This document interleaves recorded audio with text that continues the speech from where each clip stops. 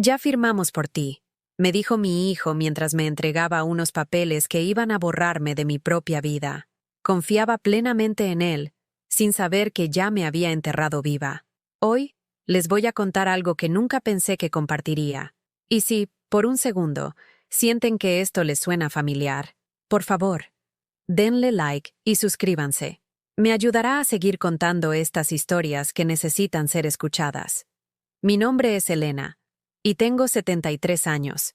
Vivo en una modesta casa de 2 pisos en las afueras de la Ciudad de México, donde las hojas otoñales ahora crujen bajo mis zapatos ortopédicos, mientras camino al buzón cada mañana.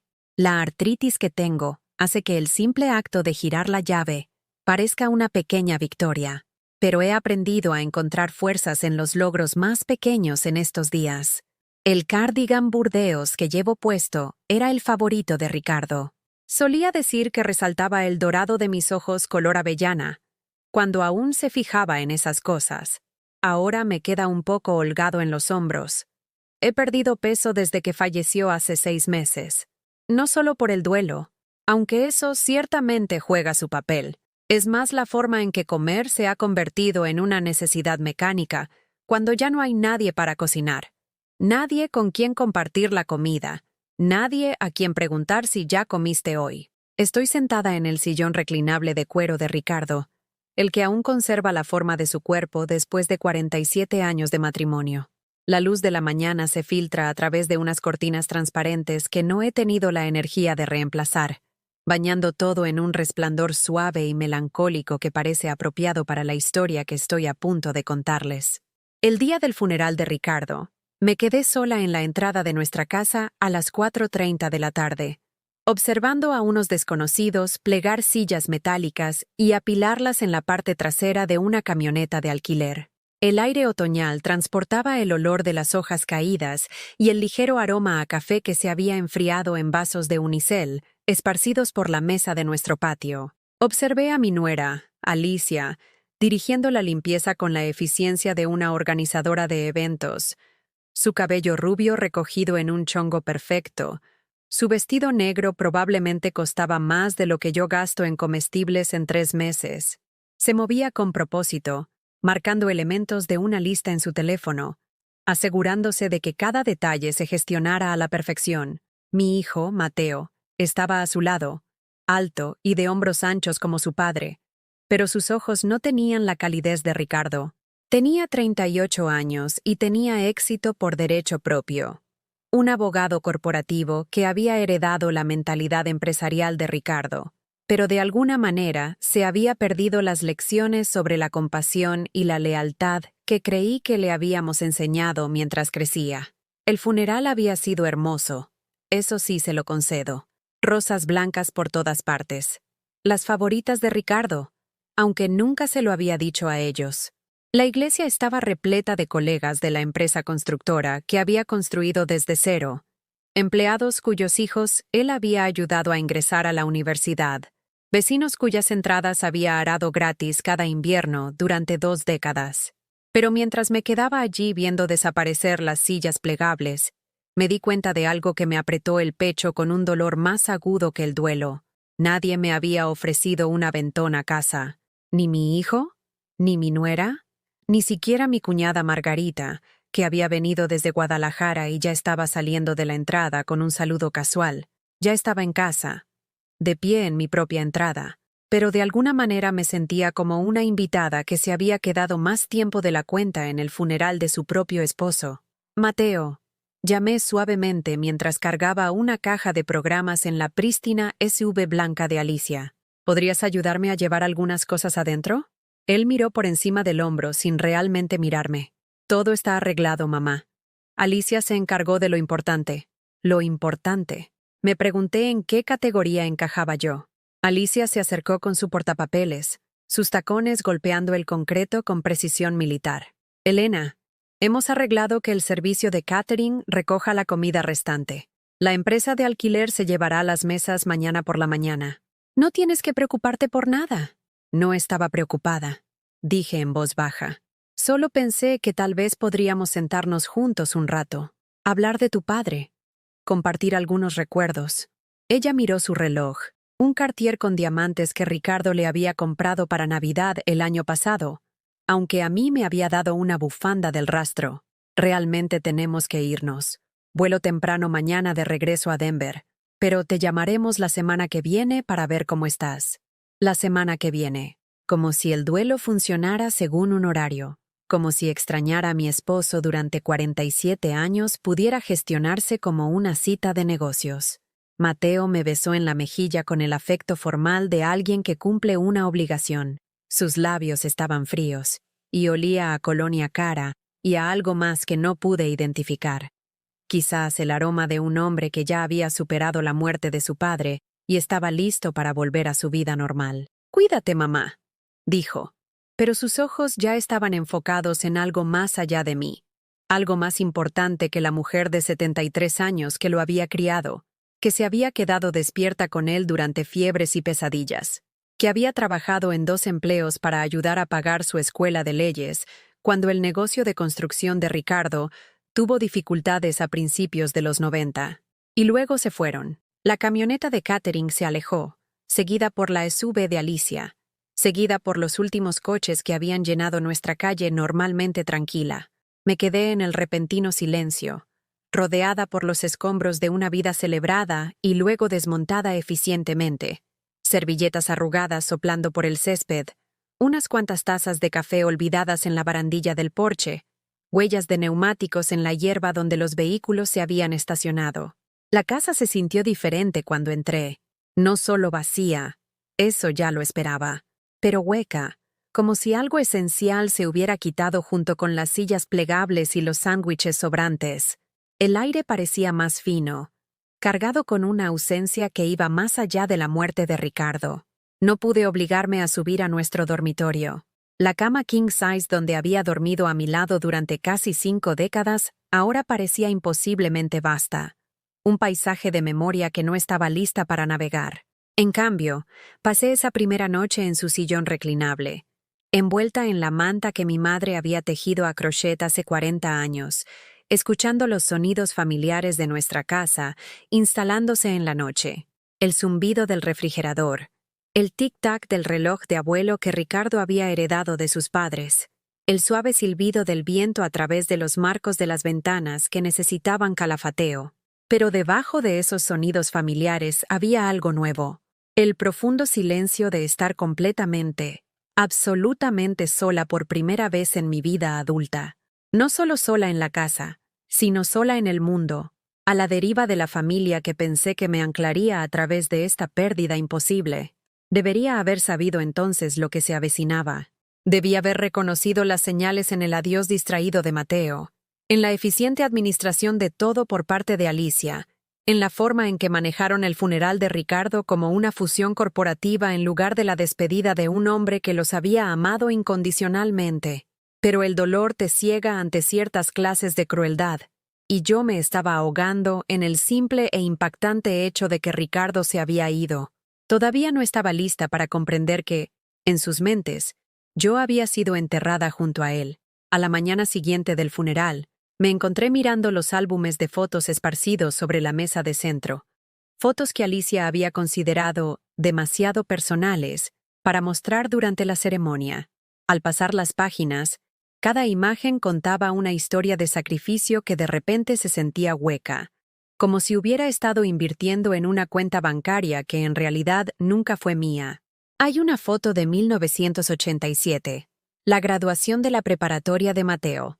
Él lleva puesto el traje azul marino que Ricardo y yo habíamos ahorrado durante meses para comprar, trabajando turnos extra en el restaurante donde yo era mesera por las noches después de mi trabajo diario en la escuela primaria.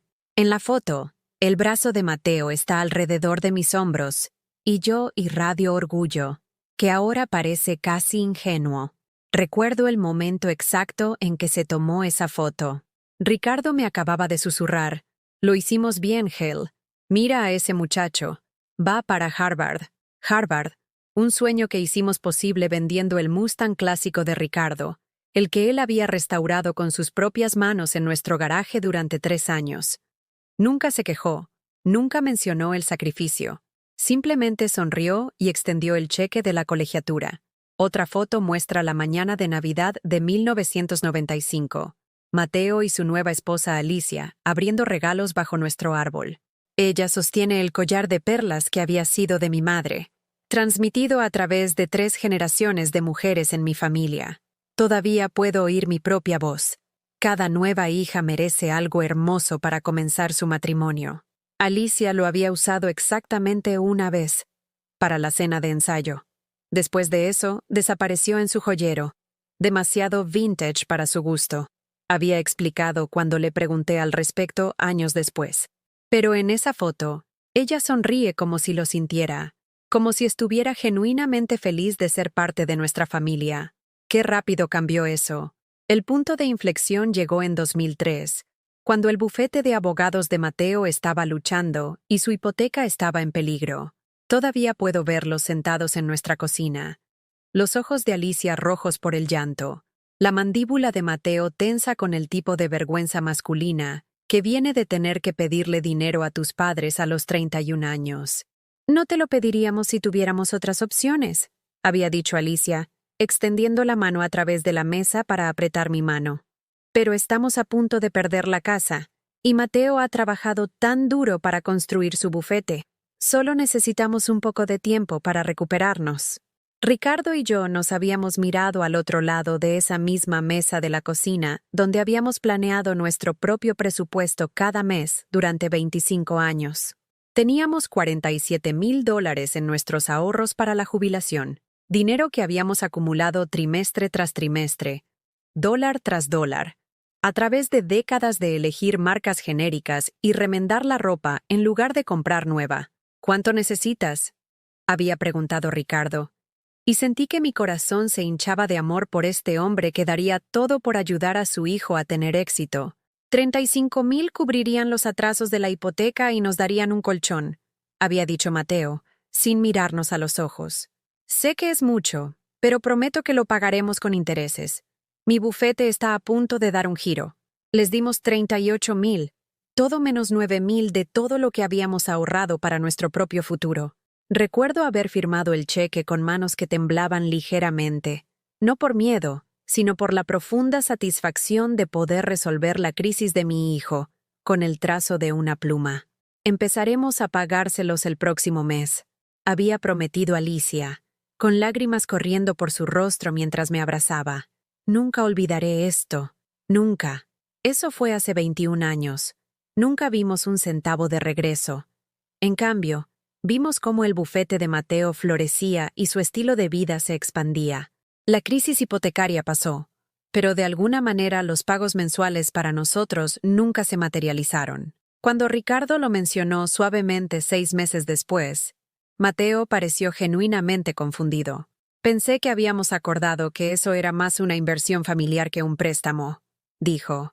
Quiero decir, eventualmente todo les volverá, ¿verdad? Eventualmente.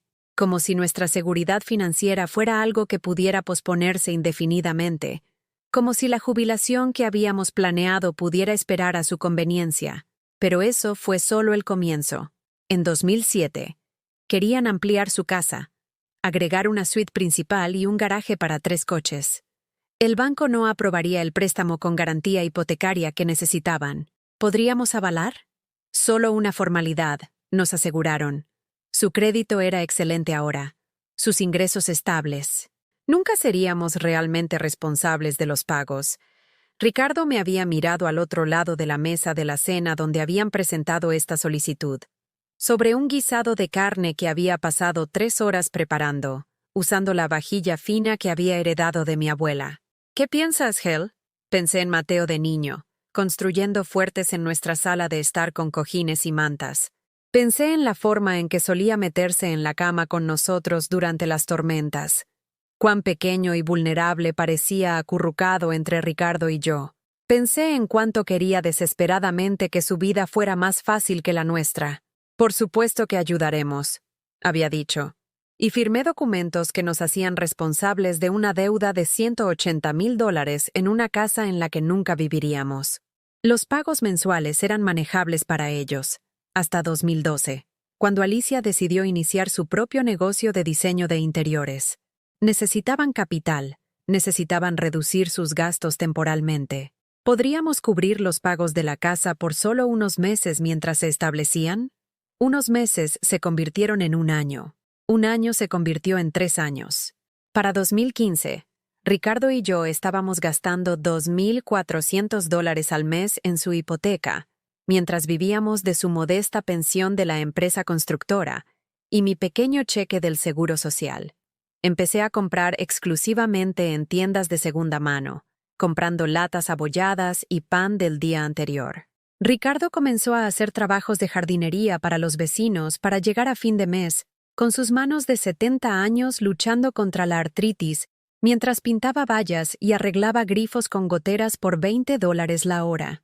Tal vez deberíamos hablar con Mateo sobre esto, sugerí una noche mientras Ricardo remojaba sus manos hinchadas en agua tibia después de un día particularmente difícil reparando la terraza de alguien. ¿Tienes suficiente presión ahora mismo?, respondió Ricardo con voz cansada.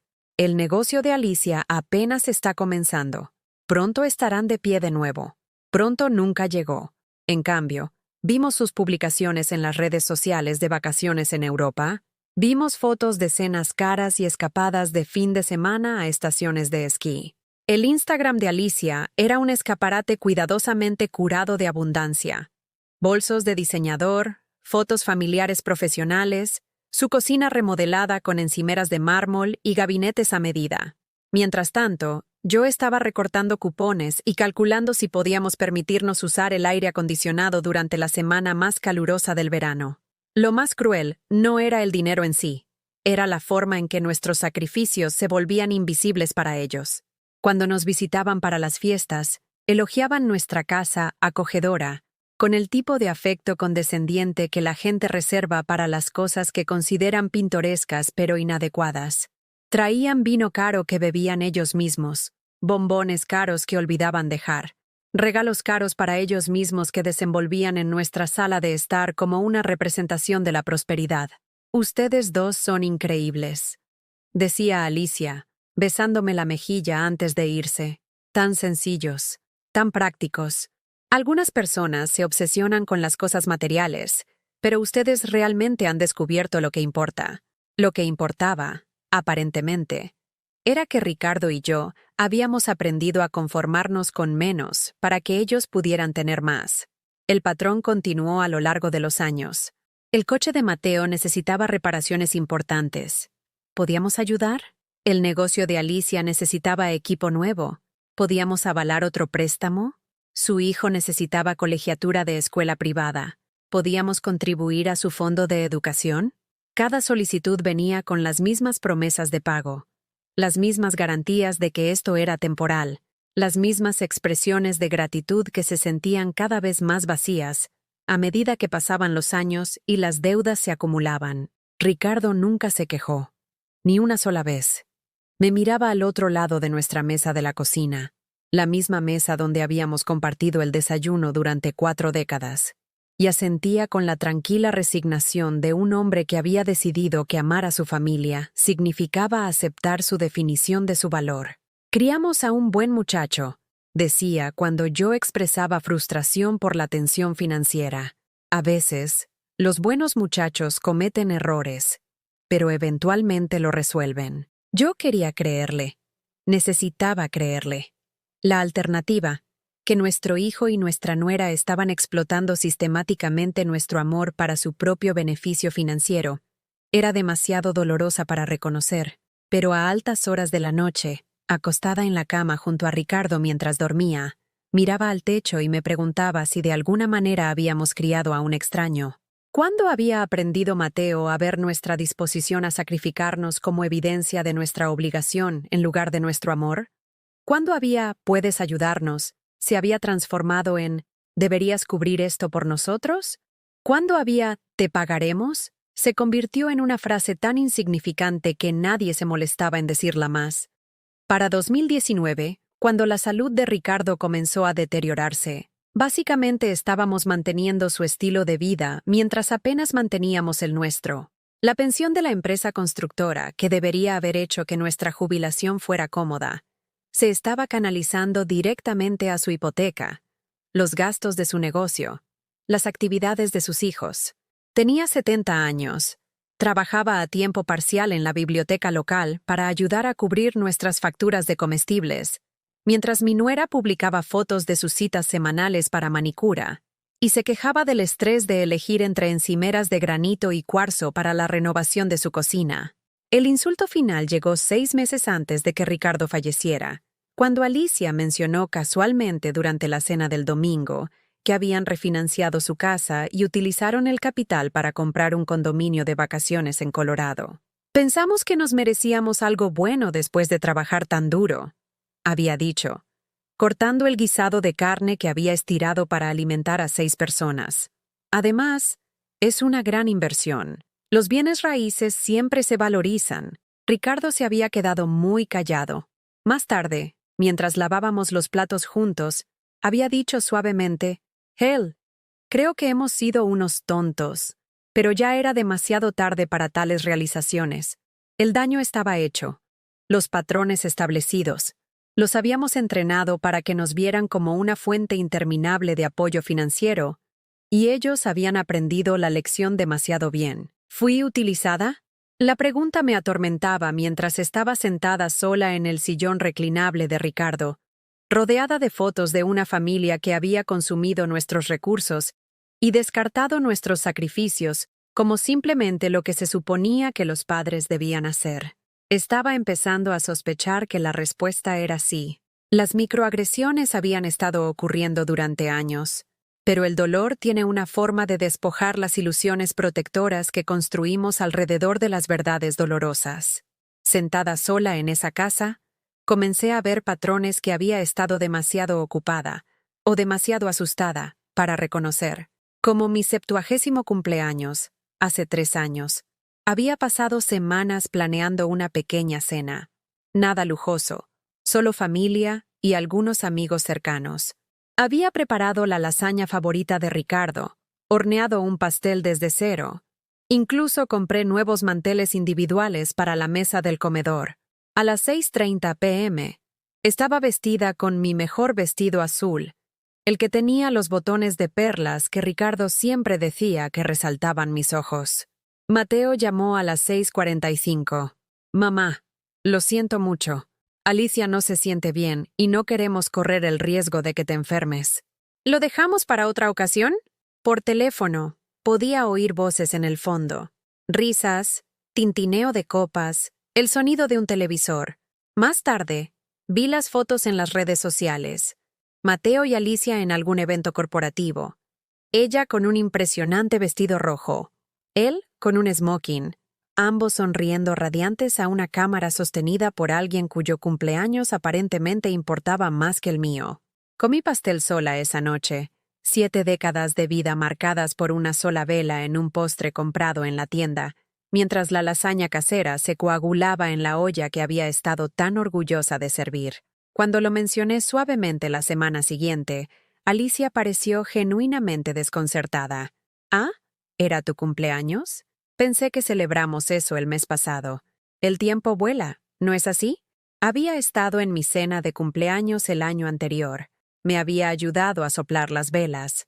O la Navidad en la que habían pasado 3 días en nuestra casa, y yo había cocinado cada comida, lavado cada plato, me aseguré de que sus hijos tuvieran todo lo que necesitaban.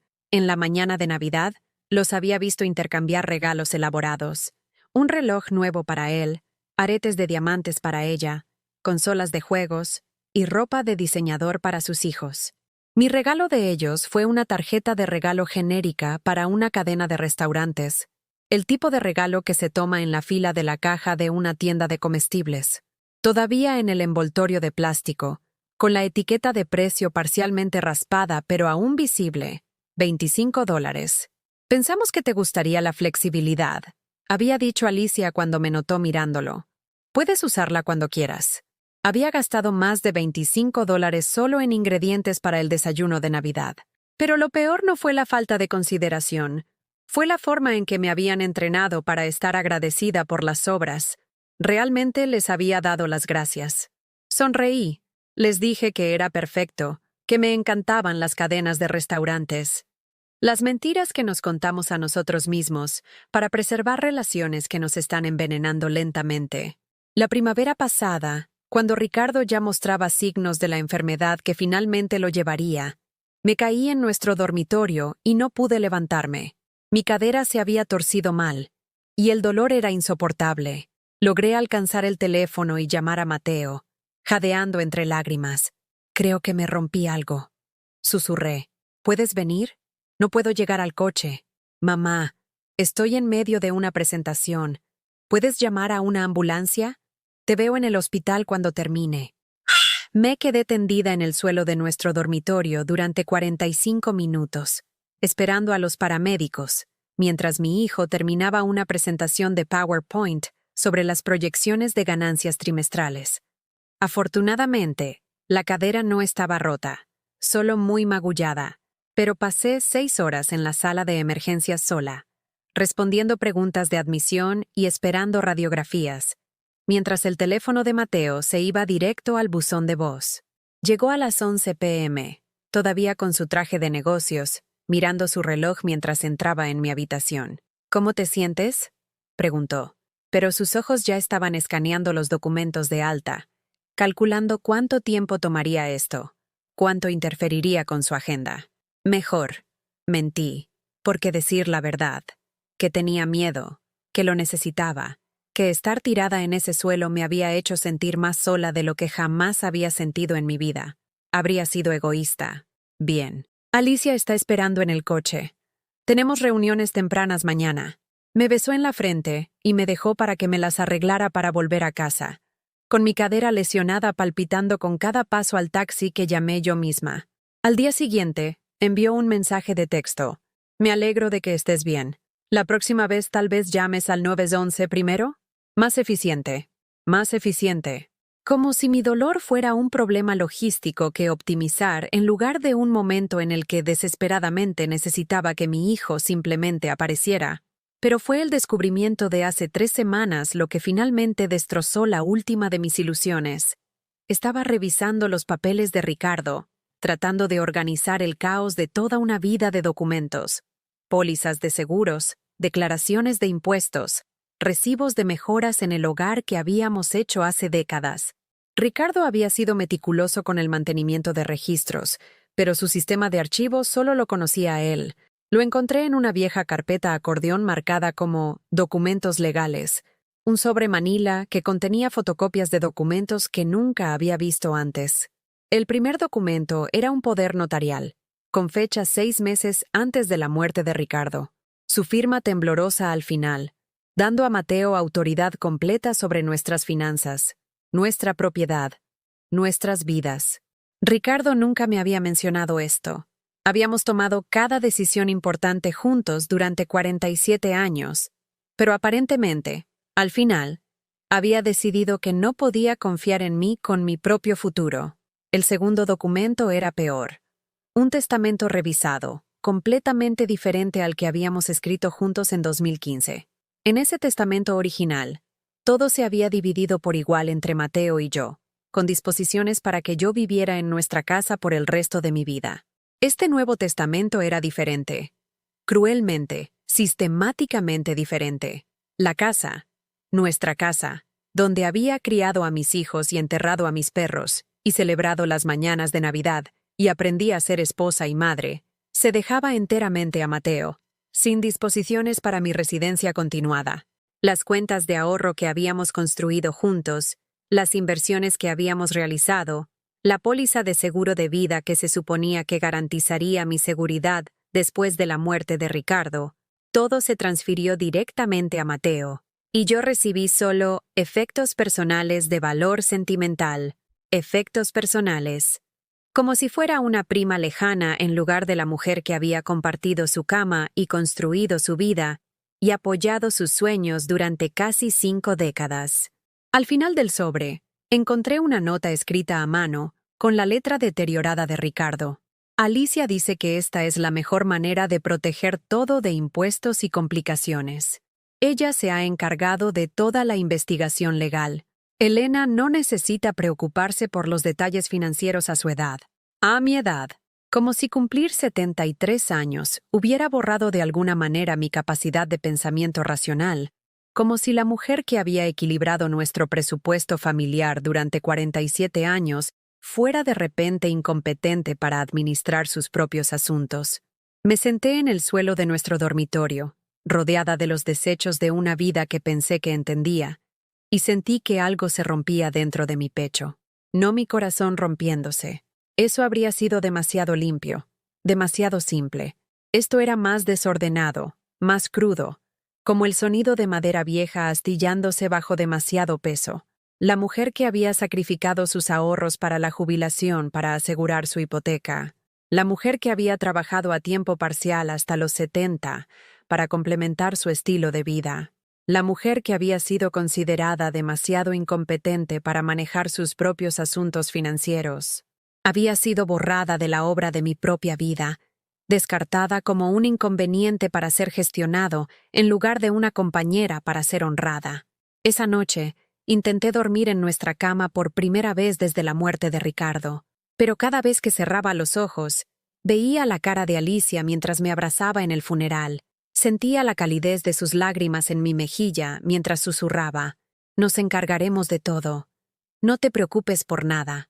Todo», incluyendo eliminarme de la ecuación por completo. Me levanté a las 3 a.m. y me preparé una taza de té, con las manos temblorosas mientras sostenía la taza, la misma taza que había usado durante 20 años, con la mella en el asa que Ricardo siempre había querido arreglar.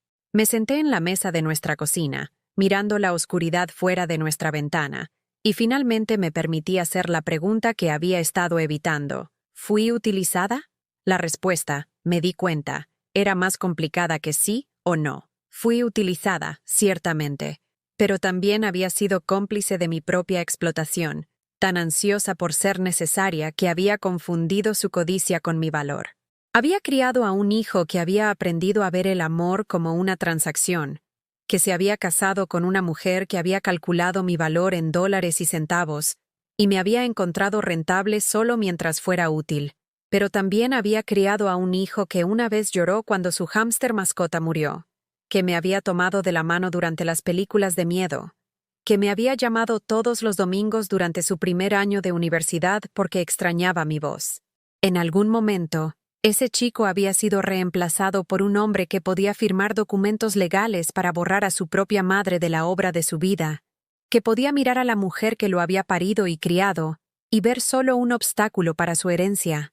Lo más cruel era que todavía lo amaba, incluso sabiendo lo que había hecho, incluso viendo la frialdad calculada en sus ojos en el funeral, todavía amaba al niño que había sido, al hombre en el que esperaba que se convirtiera.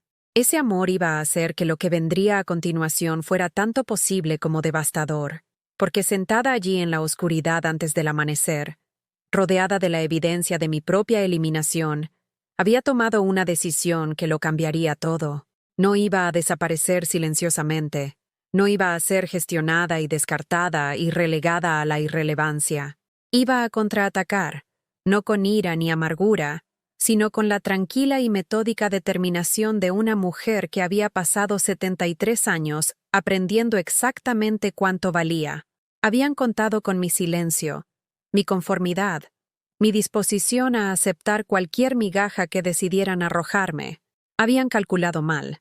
La tormenta se avecinaba, y yo iba a ser quien la desatara. A la mañana siguiente de mi descubrimiento, hice algo que no había hecho en 23 años. Llamé para avisar que no iría a mi turno de voluntaria en la biblioteca.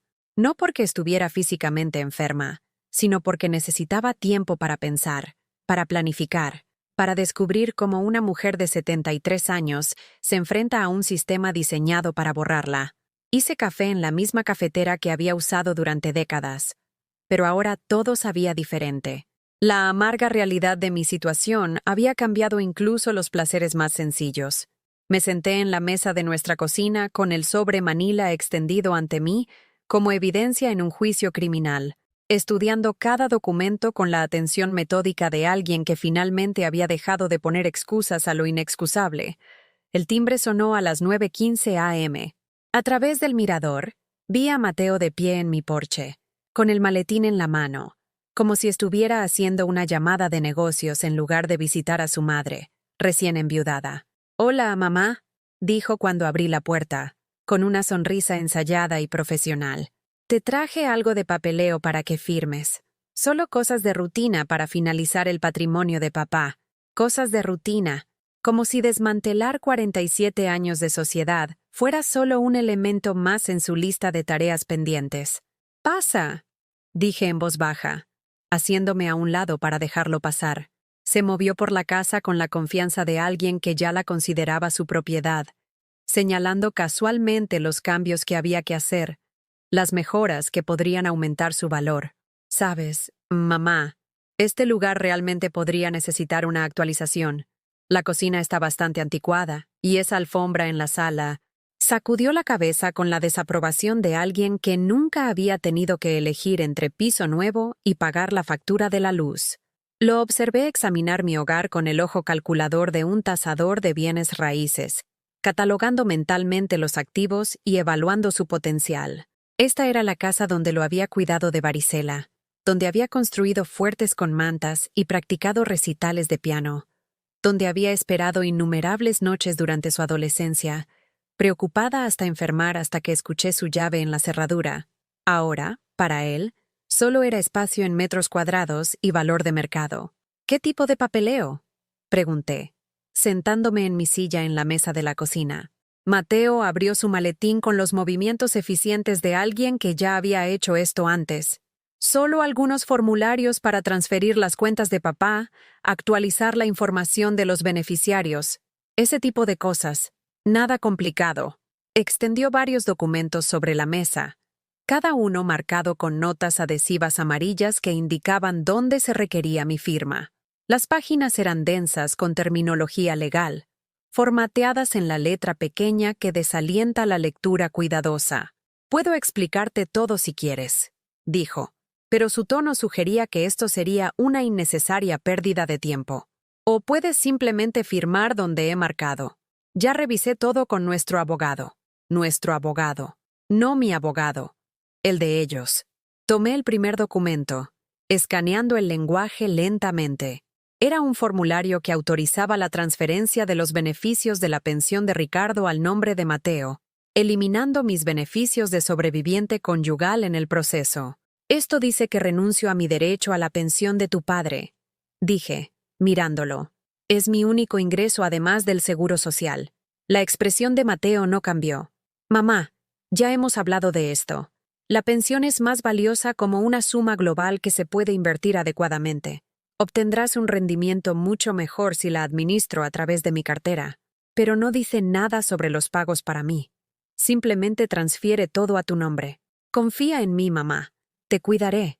Esto es solo más eficiente fiscalmente. Confía en mí». Las palabras que habían precedido a cada desastre financiero en mi vida durante los últimos 20 años. Dejé a un lado el documento y tomé el siguiente. Esta era una escritura de renuncia, transfiriendo mi interés de propiedad en nuestra casa a Mateo. «No entiendo dije, aunque lo entendía perfectamente. ¿Por qué tendría que firmar la casa? Es para fines de planificación patrimonial», explicó Mateo con el tono paciente de alguien que se dirige a un niño.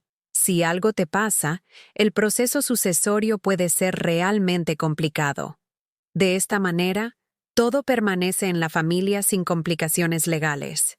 «¿Pero dónde viviría?» «Aquí, por supuesto. Nada cambia para ti. Vivirás aquí todo el tiempo que quieras. Esto es solo papeleo». Solo papeleo. El borrado legal de mi reclamo sobre la casa en la que había vivido durante 32 años, reducido a papeleo.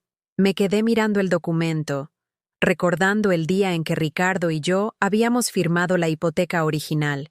Éramos tan jóvenes, tan emocionados de finalmente poseer algo juntos.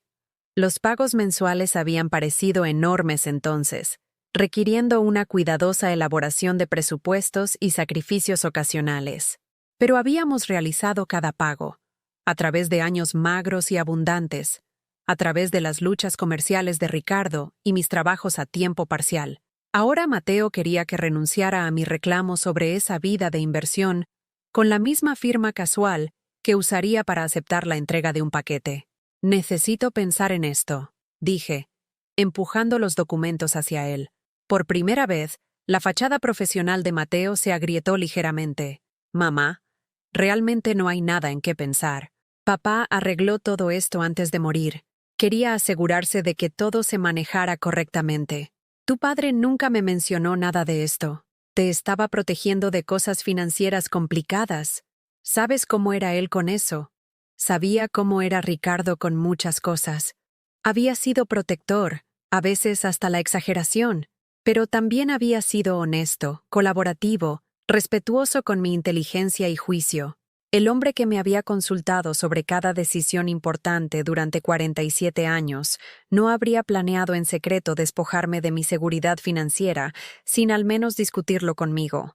Voy a necesitar algo de tiempo para revisar esto con mi propio abogado, dije en voz baja. La mandíbula de Mateo se tensó casi imperceptiblemente. Mamá, no necesitas un abogado. Ya revisé todo. Pagar por un asesoramiento legal duplicado es simplemente tirar el dinero.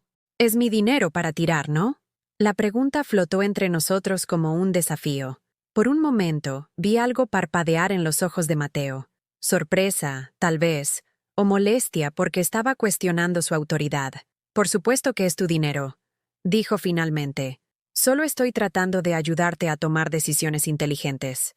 Entonces entenderás por qué quiero obtener una segunda opinión. Comenzó a recoger los documentos con movimientos bruscos y eficientes. Bien, pero no tardes mucho. Algunas de estas cosas tienen plazos urgentes. Después de que se fue, me senté en el silencio de mi cocina y sentí algo que no había experimentado en años. Una pequeña chispa de poder. Por primera vez en la memoria reciente, le había dicho que no a mi hijo y viví para contarlo. El teléfono sonó 1 hora después. La voz de Alicia era miel, dulce con preocupación. Elena, Mateo me contó que te preocupaba el papeleo de la herencia. Lo entiendo perfectamente. Las cosas financieras pueden ser muy abrumadoras, especialmente cuando aún estás de duelo. No estoy abrumada, dije. Estoy siendo cautelosa. Por supuesto que sí. Eres muy inteligente al ser cautelosa. Pero espero que sepas que Mateo solo quiere lo mejor para ti. Los dos lo queremos. Los dos lo queremos. El nosotros real de personas que ya habían tomado decisiones sobre mi vida sin consultarme.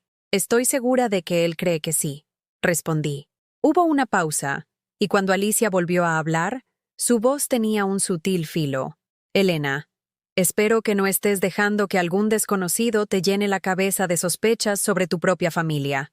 Este tipo de abogados ganan dinero creando problemas donde no existen. Todavía no he hablado con ningún abogado. Oh, bueno, bien. Porque sería una pena desperdiciar dinero en honorarios legales innecesarios cuando Mateo ya se ha encargado de todo. Esa noche, hice algo que nunca había hecho antes. Investigué abogados en línea. Se sentía extraño, casi traicionero, como si estuviera planeando traicionar a mi propia familia.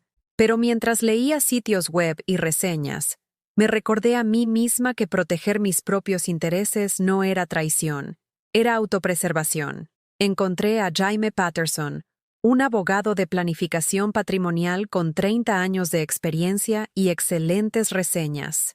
Su oficina estaba ubicada en el centro de la ciudad, en un edificio que había pasado incontables veces, pero nunca había tenido motivos para entrar. Cuando llamé a la mañana siguiente, su secretaria fue amable y profesional. El señor Patterson puede atenderla el jueves por la tarde a las 2 p.m.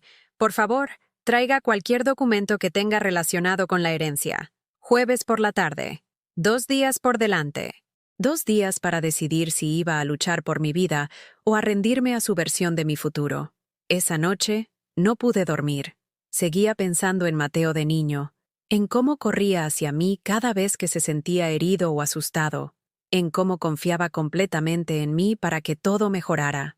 ¿Cuándo dejé de ser su protectora para convertirme en su carga? ¿Cuándo el amor se convirtió en una transacción con términos y condiciones que nunca había aceptado? Me levanté y me preparé té, sentada en el sillón reclinable de Ricardo con la manta a cuestas sobre mis hombros. La casa crujió y se acomodó a mi alrededor, sonidos familiares que una vez fueron reconfortantes pero que ahora se sentían solitarios. En la mesita junto a la silla de Ricardo, noté algo que había pasado por alto antes. Un pequeño cuaderno, del tipo que usaba para anotar pensamientos y recordatorios aleatorios. Lo había visto escribir en él durante sus últimos meses, pero supuse que era solo su forma de mantenerse organizado a medida que su memoria se volvía menos confiable. Lo abrí cuidadosamente, sin querer invadir su privacidad ni siquiera en la muerte. Las páginas contenían las entradas esperadas, citas médicas, horarios de medicamentos, recordatorios sobre cumpleaños y aniversarios. Pero hacia el final, encontré entradas con su letra cada vez más temblorosa que me dejaron sin aliento. Alicia dice que Elena no necesita preocuparse por los detalles financieros. Mateo cree que deberíamos simplificar todo por el bien de Elena. Quizás tienen razón. Tal vez he estado exigiéndole demasiado todos estos años. Y luego, con tinta más oscura, como si estuviera escrito en un momento de claridad. Pero Elena siempre ha sido la persona más inteligente que conozco. ¿Por qué la estoy tratando como si fuera incompetente? La última entrada tenía fecha de solo una semana antes de su muerte. Creo que cometí un error. Elena debería saber sobre los cambios en el testamento. Debería tener una opción. Lo había sabido. En sus últimos días, Ricardo se había dado cuenta de que lo que lo habían convencido de hacer estaba mal. Pero para entonces, ya estaba demasiado débil, demasiado confundido, demasiado cerca del final para arreglar lo que había roto. Cerré el cuaderno y lo sostuve contra mi pecho, sintiendo el peso de su arrepentimiento, su amor, su reconocimiento final de que yo merecía algo mejor que lo que habían planeado para mí. La tarde del jueves no podía llegar lo suficientemente pronto. Ya no solo estaba protegiendo mi seguridad financiera, estaba honrando el último deseo de Ricardo, cumpliendo la promesa que había estado demasiado enfermo para cumplir. Iba a luchar, no solo por mí misma, sino por la mujer de la que se había enamorado hace 50 años, la mujer que había sido lo suficientemente inteligente como para ser su compañera, lo suficientemente fuerte como para ser su igual, lo suficientemente digna como para ser tratada con dignidad y respeto. La tormenta se estaba reuniendo, y finalmente estaba lista para dejar que lloviera. La tarde del jueves llegó con el tipo de claridad otoñal que hace que todo parezca posible. Me vestí cuidadosamente para mi cita con Jaime Patterson, no con la ropa monótona y disculpante que había estado usando desde la muerte de Ricardo, sino con el traje azul marino que había comprado para su funeral. Era el único atuendo que poseía que me hacía sentir como alguien cuyas opiniones importaban, cuya voz merecía ser escuchada. El despacho de abogados estaba ubicado en una casa de piedra rojiza renovada en el centro de la ciudad, con el tipo de elegancia discreta que sugería competencia en lugar de ostentación. La recepcionista, una mujer de mi edad con ojos amables y cabello plateado, me saludó calurosamente y ofreció café que realmente sabía a que a alguien le importaba la calidad. Jaime Patterson era más joven de lo que esperaba, tal vez 55 años, con la manera paciente de alguien que había pasado años escuchando complicadas historias familiares. Su oficina estaba llena de libros de derecho y fotos familiares, creando una atmósfera que se sentía tanto profesional como personal. Señora Morrison, dijo, estrechándome la mano con genuina calidez. Lamento su pérdida. Perder a su cónyuge después de tantos años debe ser increíblemente difícil. Gracias, respondí, sentándome en la cómoda silla frente a su escritorio. Ha sido complicado. Los asuntos de herencia a menudo lo son, especialmente cuando las familias tienen ideas diferentes sobre lo que es mejor para todos los involucrados. Abrió un bloc de notas amarillo y chasqueó su bolígrafo con la eficiencia práctica de alguien que había escuchado esta historia antes. ¿Por qué no me cuenta lo que le preocupa?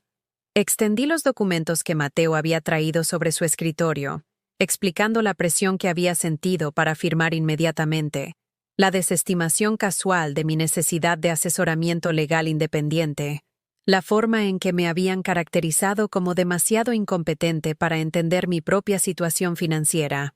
Mientras hablaba, Jaime tomó notas, ocasionalmente pidiendo aclaraciones, pero sobre todo escuchando con la atención concentrada de alguien que entendía que debajo de las complejidades legales había un ser humano cuya vida estaba siendo desmantelada sin su consentimiento. Señora Morrison, dijo finalmente, necesito hacerle algunas preguntas directas, y quiero que responda con honestidad, incluso si las respuestas son difíciles. Asentí, preparándome para lo que fuera que viniera. ¿Su esposo discutió alguno de estos cambios con usted antes de firmarlos? No. Me enteré de ellos después de su muerte, completamente por accidente. ¿Ha estado experimentando alguna dificultad cognitiva? ¿Problemas de memoria? ¿Confusión? ¿Algo que pueda justificar la preocupación de su familia por su capacidad para administrar asuntos financieros? La pregunta dolió, pero entendí por qué tenía que hacerla. No. Equilibré el presupuesto familiar durante 47 años. Trabajé como asistente de maestra hasta los 68. Soy voluntaria en la biblioteca, administrando su presupuesto para la adquisición de libros. Mi mente está perfectamente clara. Eso es lo que pensé. Se reclinó en su silla, con una expresión cada vez más seria. Señora Morrison, necesito decirle algo que podría ser difícil de escuchar. Basado en lo que me ha mostrado, creo que su familia la ha estado posicionando sistemáticamente para que acepte un acuerdo que está muy por debajo de lo que legalmente le corresponde. Las palabras me golpearon como un puñetazo, a pesar de que lo había sospechado. Escucharlo confirmado por un profesional lo hizo real de una manera que mis propias sospechas no habían hecho. ¿A cuánto tengo derecho? Según la ley de Illinois, como cónyuge sobreviviente, tiene derecho a al menos un tercio de la herencia de su esposo, independientemente de lo que diga su testamento. Pero, lo más importante, si podemos probar que el testamento se cambió bajo influencia indebida o sin que su esposo entendiera completamente las consecuencias, podríamos invalidarlo por completo. Un tercio. Después de 47 años de matrimonio, de construir una vida juntos, de sacrificar mi propia seguridad financiera para apoyar sus sueños, tenía derecho legal a un tercio de lo que habíamos creado juntos. ¿Qué significaría eso, en la práctica? Jaime sacó una calculadora y comenzó a tomar notas. Bueno, veamos. La casa vale aproximadamente $280,000 en el mercado actual. La pensión de su esposo tiene un valor actual de unos $340,000. Hay cuentas de ahorro, cuentas de inversión, seguro de vida. En total, estamos hablando de una herencia que ronda los $750,000. $750,000. Había estado viviendo como una mujer al borde de la pobreza mientras estaba sentada sobre $750,000 en activos que había ayudado a acumular. Su tercio sería aproximadamente $250,000, más el derecho a permanecer en su casa por el resto de su vida. Levantó la vista de sus cálculos. Señora Morrison, le están pidiendo que renuncie a $250,000 a cambio de su promesa de cuidarla. ¿Entiende lo que eso significa? Lo entendí perfectamente. Había sido designada como dependiente, una carga que debía ser administrada en lugar de una compañera que debía ser honrada. ¿Qué necesito hacer? Primero, no firme nada más, ni siquiera si la presionan, ni siquiera si afirman que hay plazos o sanciones. Segundo, voy a presentar una objeción formal a la legalización del testamento. Esto congelará la herencia hasta que podamos investigar las circunstancias bajo las cuales se hicieron estos cambios. ¿Esto significará, tendré que pelear con mi propio hijo en los tribunales? La expresión de Jaime se suavizó. Señora Morrison, su hijo ya está peleando con usted en los tribunales. Solo cuenta con que usted no se defienda. Después de salir de su oficina, me senté en mi coche durante mucho tiempo, mirando la bulliciosa calle del centro de la ciudad donde la gente hacía su vida normal, comprando, trabajando, reuniéndose con amigos para tomar un café. Todos ellos seguros de saber que importaban, que sus opiniones contaban, que tenían derecho a tomar decisiones sobre su propio futuro. Por primera vez en meses, sentí que pertenecía a ese mundo de nuevo. Conduje a casa por barrios en los que había vivido durante 3 décadas, pero todo se veía diferente ahora. Los árboles aún vestían sus colores otoñales, pero parecían más vibrantes, más vivos. Las casas aún se veían iguales, pero ya no sentía que me estaba encogiendo hasta la invisibilidad al pasar por ellas. Esa noche, hice algo que no había hecho desde la muerte de Ricardo. Me preparé una comida de verdad. No las cenas de microondas y la sopa enlatada con las que había estado sobreviviendo, sino una cena real con verduras y condimentos y cuidado. Puse la mesa con nuestra mejor porcelana. Encendí una vela y comí lentamente, saboreando cada bocado. Fue la primera comida que disfruté en meses. El teléfono sonó a las 8:30 p.m. La voz de Mateo era tensa, con una ira apenas controlada. «Mamá, hoy me llamaron del juzgado de sucesiones. Dijeron que has presentado una objeción al testamento de papá. ¿Qué diablos está pasando?» «He contratado a un abogado para que revise los documentos de la herencia», dije con calma. «Tengo preguntas sobre algunos de los cambios que tu padre hizo sin hablar conmigo». «¿Has contratado a un abogado?» «Mamá, ¿tienes idea de cuánto dinero estás tirando a honorarios legales? ¿Y para qué? ¿Para pelear con tu propia familia?» «No estoy peleando con nadie, Mateo. Estoy protegiendo mis intereses». «¿Tus intereses?» «Todo lo que hemos hecho ha sido para tu beneficio. El testamento, la planificación financiera, todo. Hemos pasado meses organizando esto para asegurarnos de que te cuidan». «¿Te cuidan?», repetí, como si fuera una inválida que no puede manejar sus propios asuntos. «No quise decir eso, y lo sabes». «¿Lo sé? Porque parece que has tomado muchas decisiones sobre mi vida sin consultarme». Hubo una pausa, y cuando Mateo volvió a hablar, su voz transmitía una frialdad que nunca antes había escuchado. «Mamá, creo que debes tener mucho cuidado con el camino que estás eligiendo. Las relaciones familiares son cosas frágiles. Una vez que las rompes, son difíciles de reparar. ¿Es eso una amenaza? Es una realidad. Si quieres convertir esto en una batalla legal, si quieres arrastrar a nuestra familia a procedimientos judiciales y al escrutinio público, esa es tu elección. Pero no esperes que las cosas vuelvan a la normalidad después».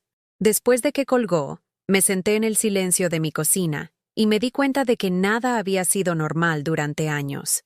Había estado viviendo en una ilusión cuidadosamente construida de armonía familiar, mantenida por mi voluntad de aceptar cualquier migaja de afecto y atención que eligieran ofrecerme. A la mañana siguiente, hice algo que nunca había hecho antes. Llamé enferma a mi trabajo de voluntaria y pasé el día haciendo exactamente lo que quería hacer. Fui al Museo de Arte, algo que siempre me había encantado, pero para lo que rara vez tenía tiempo cuando cuidaba a Ricardo. Deambulé por las galerías de pinturas y esculturas, dejándome llevar por la belleza, sin preocuparme por el horario o las necesidades de nadie más. Almorcé en un pequeño café del centro de la ciudad, sentada junto a la ventana y observando a la gente pasar. La camarera, una joven con cabello rosado brillante y múltiples piercings, me trató con la cordialidad casual que le mostraría a cualquier cliente, no la paciencia condescendiente a la que me había acostumbrado de mi familia, sino una simple cortesía humana. «¿Le gustaría otro café?», preguntó, y me di cuenta de que hacía meses que nadie me preguntaba qué quería sin sugerir inmediatamente lo que debía querer. «Sí, por favor», dije, y lo dije en serio. Esa tarde fui al banco, no para realizar negocios, sino para entender qué negocios debía realizar. Me reuní con un asesor financiero que me explicó mis opciones para administrar mi herencia, en caso de que tuviera éxito en reclamarla. «Señora Morrison», dijo, «según lo que me ha contado, podría vivir muy cómodamente con los ingresos de estos activos. No sería rica, pero no necesitaría depender de nadie más para sus necesidades básicas. Independencia». La palabra se sentía extraña, después de tantos años de que me dijeran que necesitaba que me cuidaran, que me gestionaran, que me protegieran de las complejidades de la vida adulta. Esa noche, tomé otra decisión que me sorprendió. Llamé a mi vecina, Dorotea, una viuda de unos 60 y tantos años que vivía 2 casas más abajo. Éramos conocidos casuales desde hacía años, intercambiando amabilidades sobre la valla y ayudándonos con favores ocasionales. «Dorotea, soy Elena Morrison. Me preguntaba si te gustaría cenar mañana por la noche. ¿Puedo cocinar o podemos ir a algún lugar?» «Elena, me encantaría», dijo con la voz cálida de un placer genuino. He querido comunicarme desde que falleció Ricardo, pero no quería molestar. No molestarías. Creo que he estado aislada bastante tiempo. Hicimos planes para el sábado por la noche, y después de colgar, me di cuenta de que estaba esperando algo por primera vez en meses. No porque fuera a complacer a alguien más o a cumplir alguna obligación, sino porque me traería alegría. Pasé el viernes por la tarde limpiando la casa, no porque alguien fuera a juzgar mi limpieza, sino porque quería crear un espacio hermoso para la amistad y la conversación. Compré flores frescas en la tienda de abarrotes, no porque fuera práctico, sino porque me hacían sonreír. Esa noche, dormí mejor que desde la muerte de Ricardo. No porque mis circunstancias hubieran cambiado drásticamente, sino porque había dado los primeros pasos para reclamar mi vida. Por primera vez en años, no estaba esperando permiso para existir. Simplemente estaba existiendo, tomando decisiones, tomando medidas, afirmando mi derecho a importar en mi propia vida. La tormenta aún se estaba reuniendo, pero ya no le tenía miedo. Estaba aprendiendo a bailar bajo la lluvia. La mañana del sábado trajo una visita inesperada. A través de la ventana de mi cocina, vi el SUV blanco de Alicia entrar en mi entrada a las 8:47 a.m., 23 minutos antes de que planeara desayunar. Se quedó sentada en el coche durante varios minutos, hablando por teléfono con los gestos animados de alguien que está llevando a cabo un asunto serio. Cuando finalmente se acercó a mi puerta, llevaba una carpeta y una sonrisa forzada del tipo que precede a las conversaciones difíciles. «Elena», dijo cuando abrí la puerta, con la voz brillante de una alegría artificial. «Espero que no te importe que me pase por aquí. Estaba en el barrio y pensé que deberíamos hablar». Alicia nunca estaba en el barrio. Vivía a 45 minutos de distancia, en un suburbio donde las casas tenían garajes para 3 coches y los jardines se mantenían profesionalmente. Su presencia en mi puerta a las 8:47 a.m. era tan calculada como todo lo demás que hacía. «Pasa», dije, haciéndome a un lado para dejarla pasar. Se movió por mi casa con la familiaridad casual de alguien que la había estado redecorando mentalmente durante años, sus ojos notando detalles con la mirada adquisitiva de un futuro propietario. «Traje un poco de café», dijo, produciendo una bolsa blanca de la costosa cadena de café del centro. «Esa mezcla que te gusta del mercado de agricultores». Nunca había mencionado que me gustara ninguna mezcla de café en particular del mercado de agricultores. Este era el tipo de intimidad fabricada en la que Alicia se especializaba. Crear falsos recuerdos de conexión que en realidad nunca habían existido. «Gracias», dije, aceptando el café pero sin abrirlo. «¿De qué quieres hablar?» Alicia se instaló en el sillón reclinable de Ricardo sin invitación, cruzando las piernas y abriendo su carpeta con los movimientos eficientes de alguien que dirige una reunión de negocios. «Elena, quiero abordar este malentendido sobre la planificación patrimonial. Creo que ha habido cierta confusión sobre lo que Ricardo quería y odiaría que esa confusión dañara nuestra relación. Nuestra relación. Como si alguna vez hubiéramos tenido una que no se basara en mi utilidad para sus ambiciones financieras. No estoy confundida por nada», dije, sentada frente a ella en la silla de la cocina que había arrastrado a la sala de estar. «Entiendo exactamente lo que está pasando. ¿Lo entiendes?» La sonrisa de Alicia vaciló ligeramente. «Porque contratar a un abogado para luchar contra tu propia familia sugiere un nivel de desconfianza que realmente me rompe el corazón». «Me rompe el corazón», repetí. «¿Cómo la forma en que convenciste a mi marido moribundo de que me sacara de su testamento?» Por primera vez desde que la conocía, Alicia pareció genuinamente sorprendida. «Elena, eso no es lo que pasó. Ricardo estaba preocupado por ti. Tenía miedo de que la gestión de los asuntos financieros fuera demasiado abrumadora para ti después de que él se fuera. Así que lo convenciste de que yo era incompetente. Lo convencí de que te protegiera. Hay una diferencia». Se inclinó hacia adelante, con su expresión cambiando a lo que reconocí como su cara de familiar preocupada, la que usaba cuando quería algo pero necesitaba parecer desinteresada. «Elena, sé que esto es difícil, pero Ricardo estaba experimentando un cierto deterioro cognitivo en sus últimos meses. Tenías que haberlo notado. A veces olvidaba conversaciones que habíamos tenido, repetía las mismas historias, Se confundía con las fechas y las citas. Las palabras me golpearon como un puñetazo porque no eran del todo falsas. Ricardo había estado olvidadizo cerca del final, confundido acerca de pequeños detalles, repetitivo de maneras que me habían preocupado. Pero su mente había estado perfectamente clara sobre las cosas que importaban: su amor por mí, su preocupación por mi futuro, su deseo de asegurar que me cuidaran después de que él se fuera. Su deterioro cognitivo no explica por qué lo convenciste de que cambiara secretamente su testamento, dije en voz baja.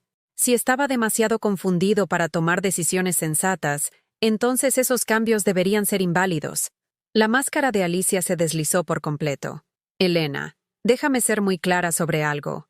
Ricardo sabía exactamente lo que estaba haciendo. Estaba protegiendo su legado, asegurándose de que el trabajo de su vida fuera gestionado por personas que entienden la planificación financiera y las estrategias de inversión.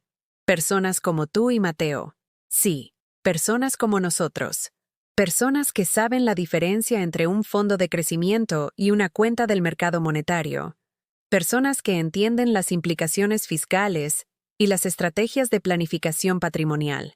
Se levantó, paseando hacia la ventana con la energía inquieta de alguien que se había cansado de fingir ser paciente. Elena, voy a ser honesta contigo de una manera que tal vez debería haber sido hace años. Has estado viviendo en una burbuja, permitiendo que Ricardo se encargara de todo mientras tú te concentrabas en... ¿Qué? ¿Ser voluntaria en la biblioteca? ¿Hornear galletas para las funciones de la iglesia? El desprecio en su voz fue finalmente desenmascarado, y sentí una extraña sensación de alivio. Al menos ahora estábamos siendo honestas sobre lo que realmente pensaba de mí. Mientras tú jugabas a la casita, Ricardo estaba construyendo riqueza, haciendo inversiones, creando un legado. ¿Tienes idea de lo que se necesita para administrar un portafolio de $750,000? ¿Entiendes las implicaciones legales de una planificación patrimonial inadecuada? ¿Las consecuencias fiscales de las malas decisiones de inversión? Entiendo que es mi dinero del que estás hablando, dije, poniéndome de pie para encararla. Dinero que Ricardo y yo ganamos juntos, ahorramos juntos, construimos juntos durante 47 años de matrimonio. ¿Tu dinero? Alicia se echó a reír, con un sonido agudo y amargo. Elena, trabajaste a tiempo parcial toda tu vida adulta. Nunca has ganado más de $15,000 en un solo año. La mayor parte de esta herencia proviene del negocio de Ricardo, de sus inversiones, de su planificación financiera. Eras una pasajera, no la conductora.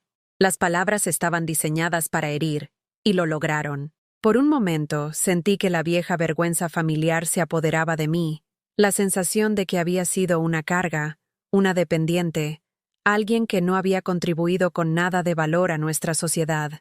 Pero entonces recordé las palabras de Ricardo de hace 20 años, cuando expresé dudas similares sobre mi contribución a nuestro hogar. Elena, ¿crees que el dinero es lo único que importa? ¿Crees que el único valor en un matrimonio es lo que aparece en un estado de cuenta bancario? Había criado a nuestros hijos mientras él viajaba por trabajo. Había administrado nuestro hogar, nuestras relaciones sociales, nuestras obligaciones familiares extendidas.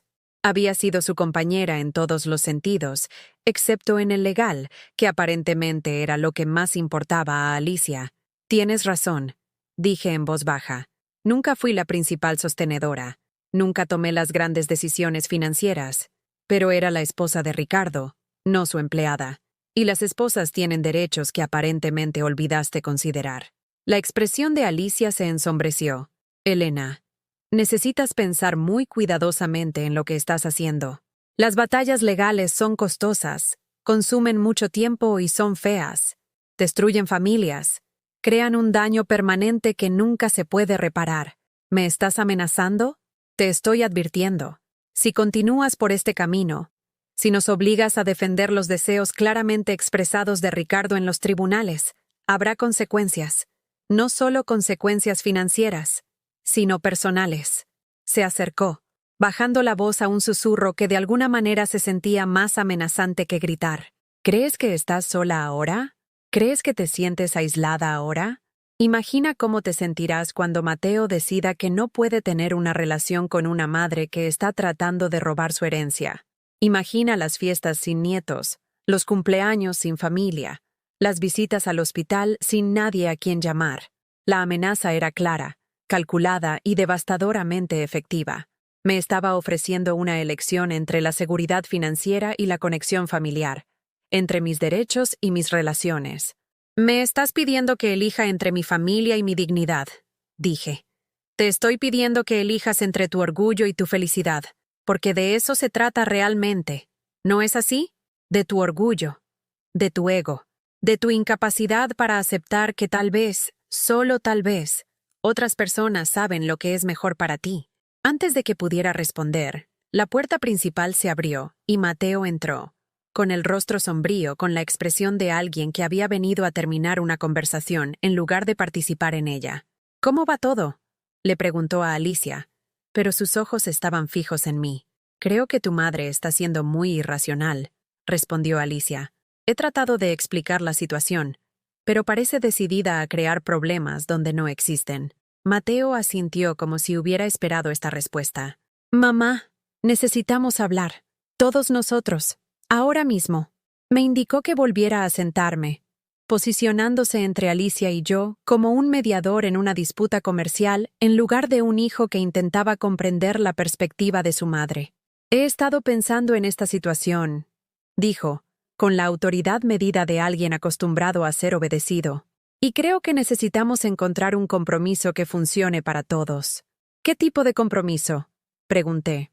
Retiras el recurso legal contra el testamento de papá. A cambio, te estableceré un fideicomiso que te proporcionará un ingreso mensual por el resto de tu vida. Nunca tendrás que preocuparte por el dinero, y podrás quedarte en la casa todo el tiempo que quieras.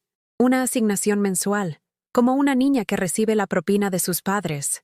¿Cuánto?, pregunté. Mateo y Alicia intercambiaron miradas. 2,000 pesos al mes, dijo. Además, cubriremos los gastos importantes como reparaciones de la casa, facturas médicas, ese tipo de cosas. 2,000 pesos al mes. 24,000 pesos al año. Menos de lo que tendría derecho a ganar solo en intereses sobre mi herencia legal.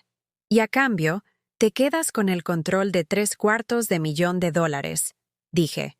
A cambio, obtienes seguridad sin responsabilidad. Puedes vivir tu vida sin preocuparte por la administración financiera, las decisiones de inversión, las implicaciones fiscales. Puedes concentrarte en las cosas que te importan, tu voluntariado, tus pasatiempos, tus amigos, mis pasatiempos, como si mi vida fuera un proyecto de jubilación en lugar de una continuación de la sociedad que había construido con Ricardo. ¿Qué pasa si digo que no?, pregunté. El silencio que siguió estaba cargado de implicaciones. Mateo miró a Alicia, quien asintió casi imperceptiblemente. Si dices que no, dijo Mateo finalmente, entonces tendremos que reevaluar toda nuestra relación. No puedo tener una madre que esté tratando de robar a su propia familia.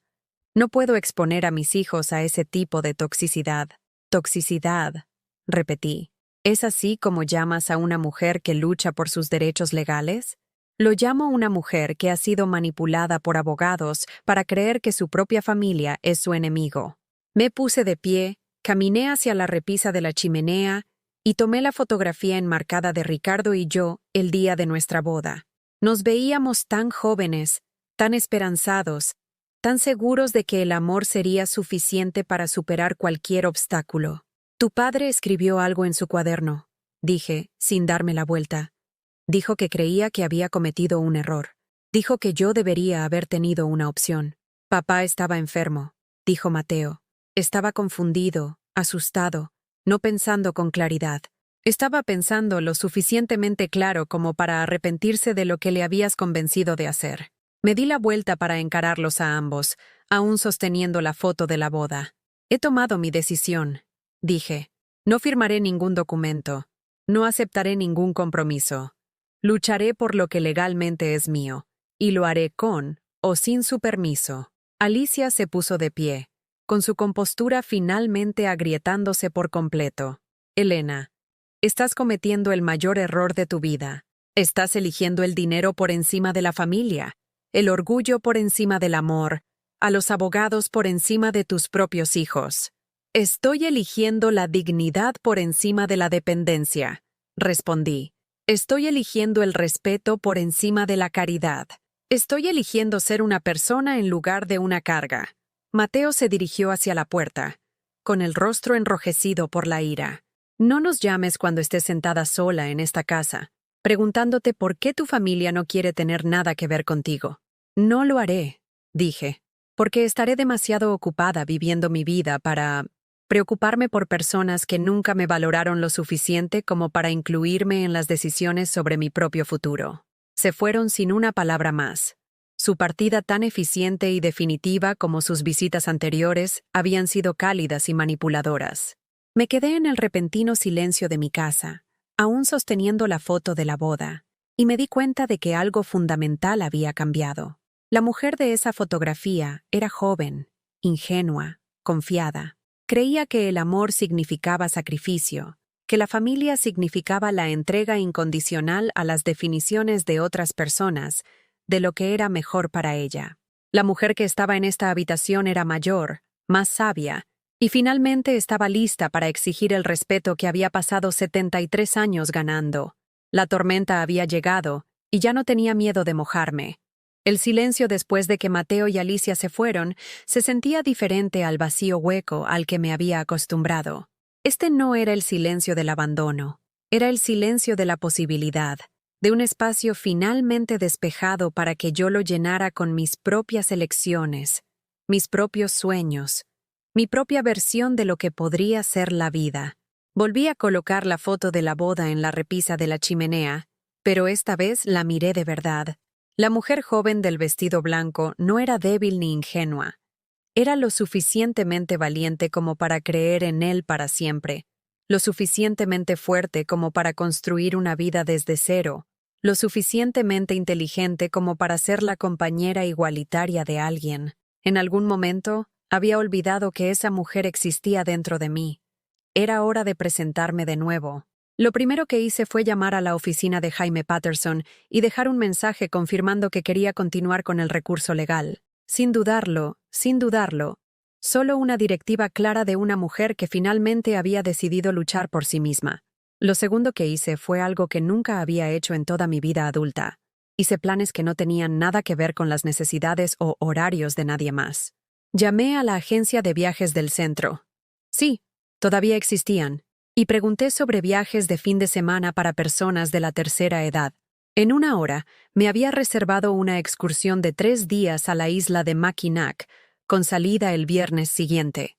Siempre había querido ver el Grand Hotel, montar en un carruaje tirado por caballos, sentarme en un porche con vista al lago Hurón y ver la puesta de sol sin que nadie me preguntara qué había para cenar.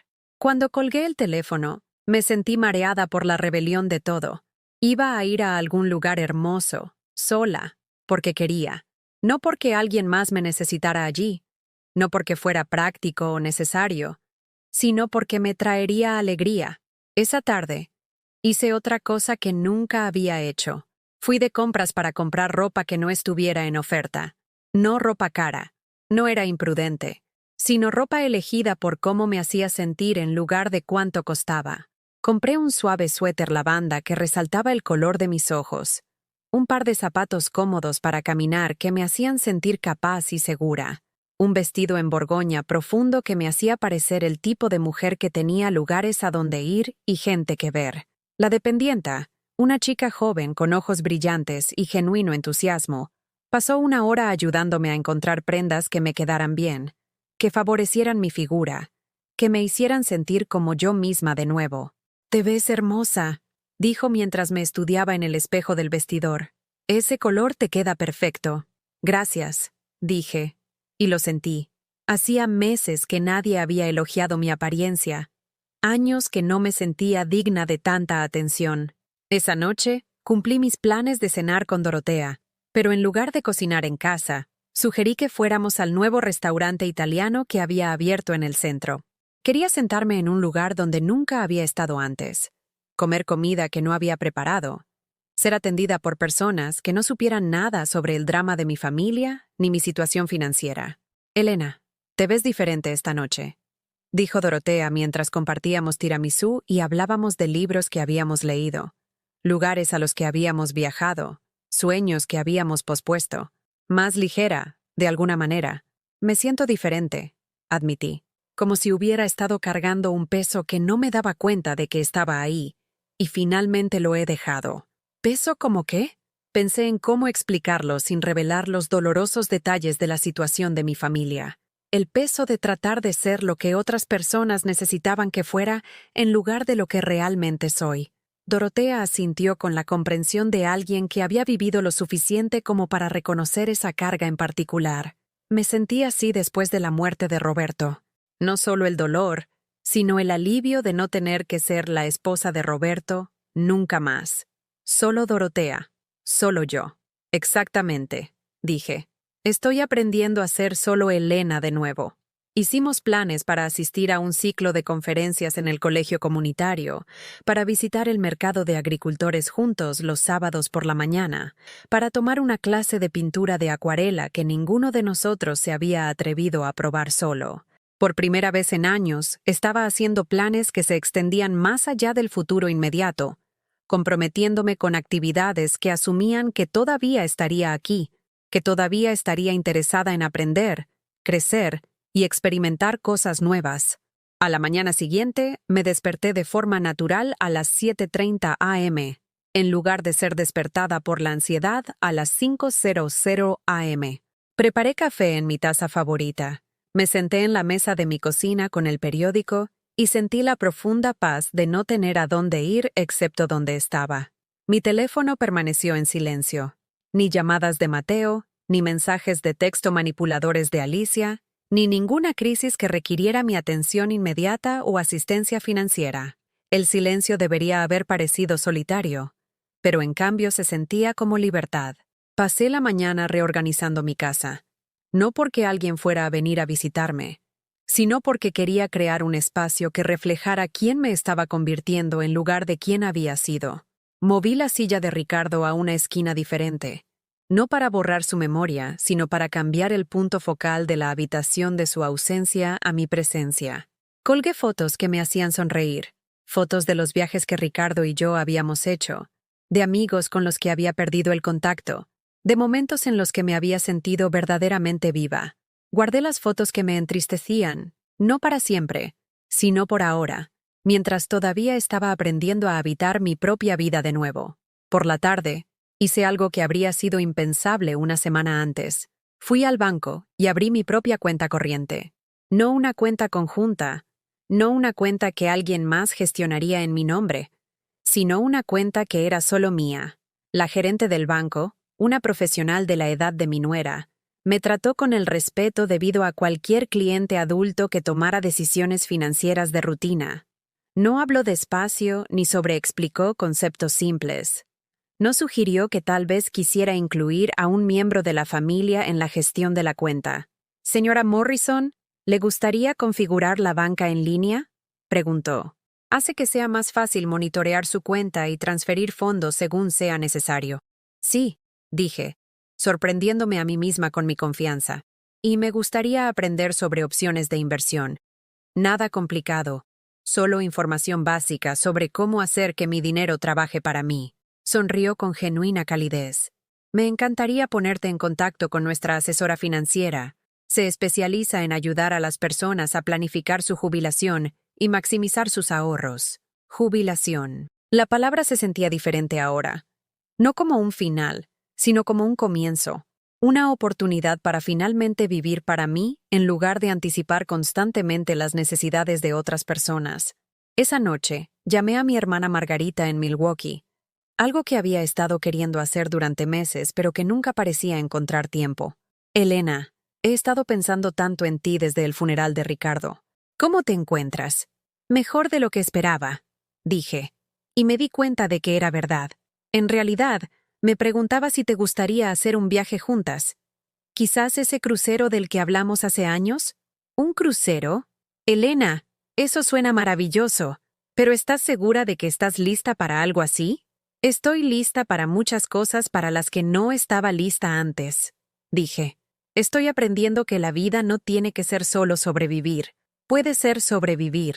Hablamos durante 2 horas, riendo sobre recuerdos de la infancia, compartiendo historias sobre nuestros matrimonios, haciendo planes para aventuras que habíamos pospuesto durante demasiado tiempo. Margarita también había enviudado, 3 años antes, y había luchado con sentimientos similares de invisibilidad e irrelevancia. La parte más difícil, dijo, no fue extrañar a Roberto, fue recordar quién era yo antes de convertirme en la mitad de una pareja. Creo que finalmente estoy volviendo a encontrar a esa persona, dije, y me gusta. El viernes por la mañana, hice una pequeña maleta para mi viaje a la isla Mackinac. Mientras doblaba mi nuevo suéter lavanda, me di cuenta de que esta era la primera vez en décadas que había empacado para mí sola, elegido mi propio itinerario, planeado mi propio horario. El viaje en autobús al ferry me llevó por pueblos pequeños y campos que nunca había notado realmente antes, pasando por granjas y bosques que parecían estar dando un espectáculo solo para mí. Me senté junto a la ventana, mirando el mundo pasar, y sentí la profunda satisfacción de estar exactamente donde quería estar. La isla era todo lo que había imaginado y más. El Grand Hotel, con su famoso porche y sus carruajes tirados por caballos, parecía como entrar en una era diferente, una época en la que la vida se movía lo suficientemente lento como para que la gente realmente notara la belleza. Pasé 3 días caminando, leyendo, sentada en ese magnífico porche viendo la puesta de sol pintar el cielo en tonos de rosa y oro.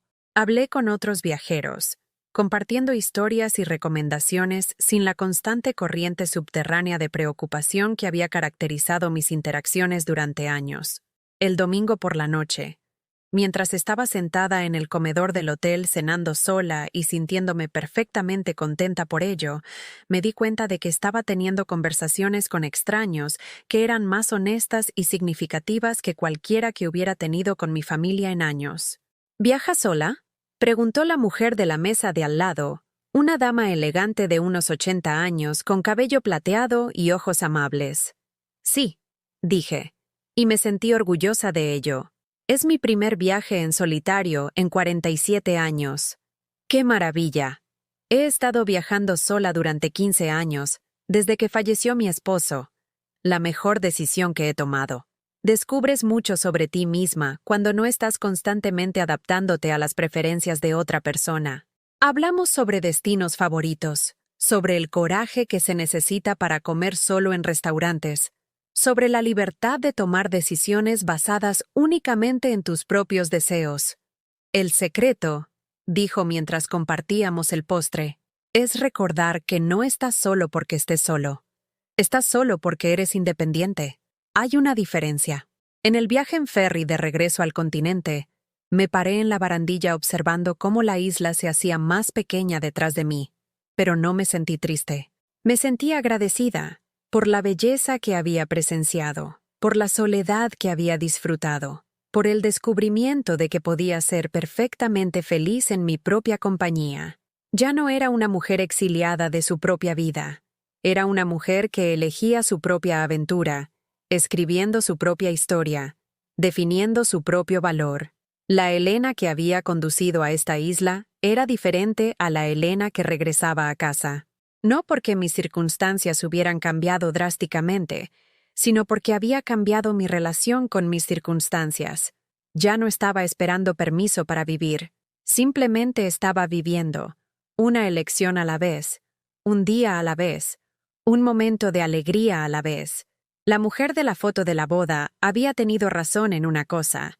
El amor era suficiente para superar cualquier obstáculo, pero se había equivocado sobre de dónde tenía que venir ese amor. El romance más importante de mi vida estaba apenas comenzando, y era conmigo misma. 6 meses después, estoy sentada en mi solarium a las 7:30 a.m., viendo la luz de la primavera filtrarse a través de las cortinas de encaje que elegí yo misma, bebiendo café de una taza nueva que dice, la mejor abuela del mundo. No porque alguien me la dio, sino porque la compré para mí como un recordatorio de que mi valor no está determinado por el reconocimiento de otras personas. La batalla legal ha terminado. Jaime Patterson fue tan bueno como su palabra. e incluso mejor de lo que me había atrevido a esperar.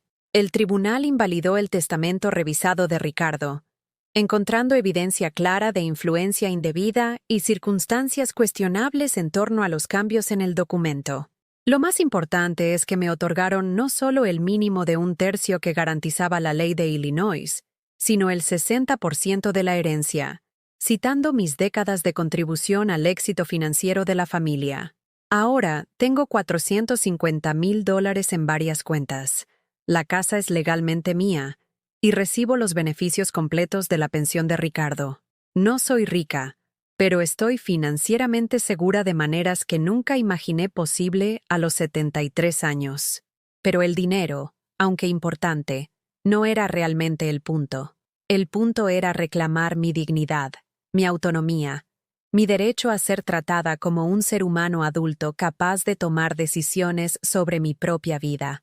Mateo y Alicia no me han hablado desde la sentencia del tribunal. Recibí una breve y formal carta del abogado de Mateo, reconociendo el fallo y confirmando que todos los activos de la herencia se transferirían de acuerdo con la directiva del tribunal. Ninguna nota personal, ningún reconocimiento de los años que había pasado amándolos y apoyándolos, ningún reconocimiento de que sus acciones habían sido incorrectas. Al principio, su silencio se sintió como un castigo. Me acostaba despierta por la noche preguntándome si había tomado la decisión correcta, si la seguridad financiera valía el costo de las relaciones familiares. Pero gradualmente, comencé a comprender que la familia que había perdido realmente no había existido durante años. Los Mateo y Alicia que sonreían en las cenas festivas mientras explotaban sistemáticamente mi amor, no eran las mismas personas que alguna vez habían estado genuinamente agradecidas por mis sacrificios. O tal vez lo habían sido, pero la gratitud de alguna manera se había transformado en derecho, y el amor se había vuelto indistinguible de la manipulación. No puedo cambiar en lo que se convirtieron, pero puedo elegir cómo respondo a lo que revelaron sobre sí mismos. El mes pasado, recibí una llamada telefónica inesperada de mi nieto Jacobo, el hijo mayor de Mateo. Ahora tiene 19 años. Es estudiante de segundo año en Northwestern y estudia ingeniería. Su voz sonaba nerviosa, insegura, como si no estuviera seguro de tener derecho a llamarme. ¿Abuela Elena? Soy Jacobo.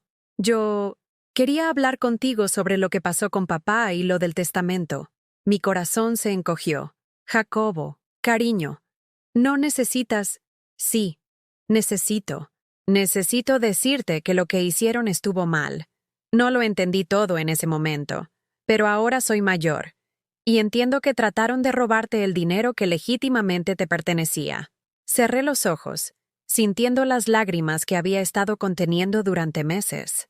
Jacobo, eso es entre tu padre y yo. No quiero que sientas que tienes que elegir bandos. No estoy eligiendo bandos. Estoy eligiendo lo que está bien. Y lo que está bien es que eres mi abuela, y te quiero, y no me importa lo que mis padres digan sobre abogados y batallas legales.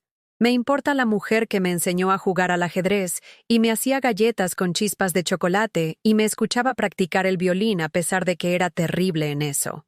Hablamos durante 1 hora, y me contó sobre sus clases, su novia, sus planes después de la graduación. Una conversación familiar normal, del tipo que pensé que había perdido para siempre. ¿Puedo visitarte algún día?, preguntó antes de colgar. O sea, si quieres que vaya. Me encantaría más que nada, dije, y lo sentí. Jacobo me visitó 3 semanas después, pasando una tarde de sábado ayudándome a plantar flores en el jardín que Ricardo había descuidado durante su última enfermedad. Trabajamos codo con codo, hablando de todo y de nada, y recordé lo que se sentía al ser valorada por lo que era en lugar de por lo que podía proporcionar.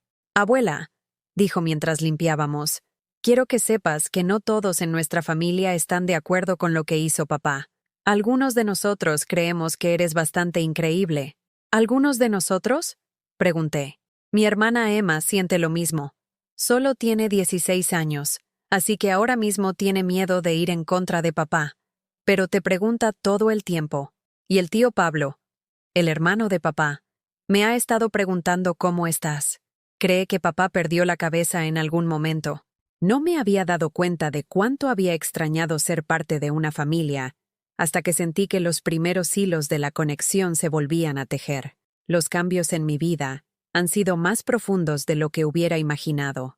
Estoy tomando esa clase de acuarela con Dorotea, y soy terrible en eso, pero me encanta la forma en que los colores fluyen juntos cuando no trato de controlarlos. Me he unido a un club de lectura en la biblioteca, donde mis opiniones son valoradas y mis ideas son respetadas. Viajo ahora, no extensamente, pero sí regularmente. He estado en el condado de Door, Wisconsin, donde alquilé una cabaña junto al lago y pasé una semana leyendo novelas y caminando por las playas. He visitado a Margarita en Milwaukee, donde fuimos a museos y comimos en restaurantes y nos reímos hasta que nos dolió el costado. El mes que viene, voy a hacer un viaje de 10 días a Irlanda con un grupo de viajes para personas mayores. Siempre he querido ver la campiña irlandesa y ahora puedo permitírmelo. No porque alguien más piense que lo merezco, sino porque he decidido que lo merezco. Mi casa se siente diferente ahora. No porque haya hecho cambios drásticos, sino porque la he llenado con evidencia de mi propia vida en lugar de solo recuerdos de mi vida con Ricardo. Hay libros que he elegido, plantas que he nutrido, arte que he creado en mi terrible pero alegre clase de acuarela. Todavía extraño a Ricardo todos los días, pero ya no siento que morí con él. Siento que estoy viviendo por los dos ahora, experimentando la belleza, la libertad y la posibilidad que él habría querido para mí. El cambio más sorprendente ha sido en mi relación con otras mujeres de mi edad. Había pasado tantos años concentrada en las obligaciones familiares que había olvidado lo nutritiva que podía ser la amistad femenina. Dorotea y yo nos hemos convertido en compañeras genuinas, compartiendo todo, desde las compras de comestibles hasta conversaciones filosóficas sobre el envejecimiento y la autonomía. A través del club de lectura, he conocido a otras mujeres que han luchado con problemas similares. Hijos que las tratan como cargas, cónyuges que tomaron decisiones unilaterales sobre sus futuros, familiares que confundieron el amor con el control. No nos detenemos en estos problemas, pero los reconocemos, y hay poder en ese reconocimiento. He aprendido que mi historia no es única. Hay innumerables mujeres que han sacrificado sus propios sueños y seguridad financiera por familias que han crecido para ver ese sacrificio como evidencia de su falta de importancia en lugar de su amor. Pero también he aprendido que nunca es demasiado tarde para cambiar la historia. Nunca es demasiado tarde para exigir respeto, para afirmar tu valía, para negarte a aceptar menos de lo que mereces. A veces pienso en la mujer que era hace un año, derrotada, invisible, esperando permiso para existir. Siento compasión por ella, pero también me siento orgullosa de ella. Encontró la fuerza para defenderse cuando todo lo que había creído sobre su vida demostró ser una ilusión. Descubrió que el amor que había estado dando tan libremente valía algo, incluso si los destinatarios habían dejado de valorarlo. La victoria legal fue importante, pero la victoria personal fue transformadora.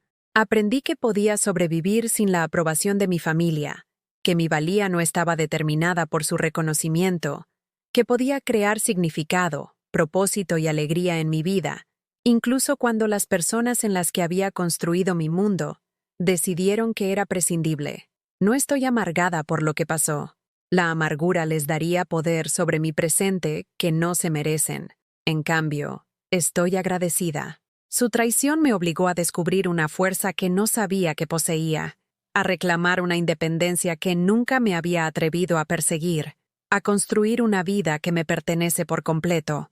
A los 73 años, finalmente estoy aprendiendo lo que significa ser verdaderamente libre. Esta mañana, mientras terminaba mi café y me preparaba para mi día, una caminata matutina con Dorotea, un almuerzo con mi club de lectura, una tarde pintando acuarelas terribles que me hacen ridículamente feliz, me di cuenta de que ya no soy la mujer que fue borrada de su propia vida.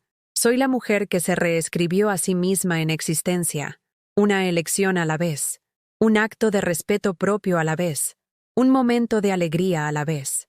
La tormenta que destruyó mi antigua vida creó espacio para una nueva. Y esta nueva vida, construida en mis propios términos, financiada con mis propios recursos, llena de mis propias elecciones, es más hermosa que cualquier cosa que pudiera haber imaginado. Renuncié a mi fortuna para ellos, y a cambio, recuperé mi vida. Más que eso, me recuperé a mí misma. Si estás escuchando esto y te reconoces en mi historia, si has estado apoyando a otros a expensas de tu propia dignidad, si has estado aceptando migajas de afecto a cambio de tu seguridad financiera, si te han dicho que querer respeto significa que eres egoísta, quiero que sepas algo. No estás pidiendo demasiado. No estás siendo irracional. No eres egoísta por querer ser tratado como un ser humano adulto con derechos, sentimientos y opiniones que importan. Te mereces algo mejor que lo que has estado aceptando. Y nunca es demasiado tarde para exigirlo. ¿Alguna vez te has encontrado en una situación en la que los miembros de tu familia se aprovecharon de tu amor y generosidad? ¿Alguna vez te has sentido invisible en tu propia vida? Cuéntamelo en los comentarios. Y si esta historia resonó contigo, si te recordó que tienes valor más allá de lo que puedes proporcionar a los demás, por favor, dale me gusta y suscríbete a este canal. A veces, el mensaje más importante que alguien puede escuchar es que no estás solo en su lucha y que siempre hay esperanza para un final diferente. Tu historia no tiene que terminar con la definición que otras personas tienen de tu valor. Tú eres quien escribe el capítulo final.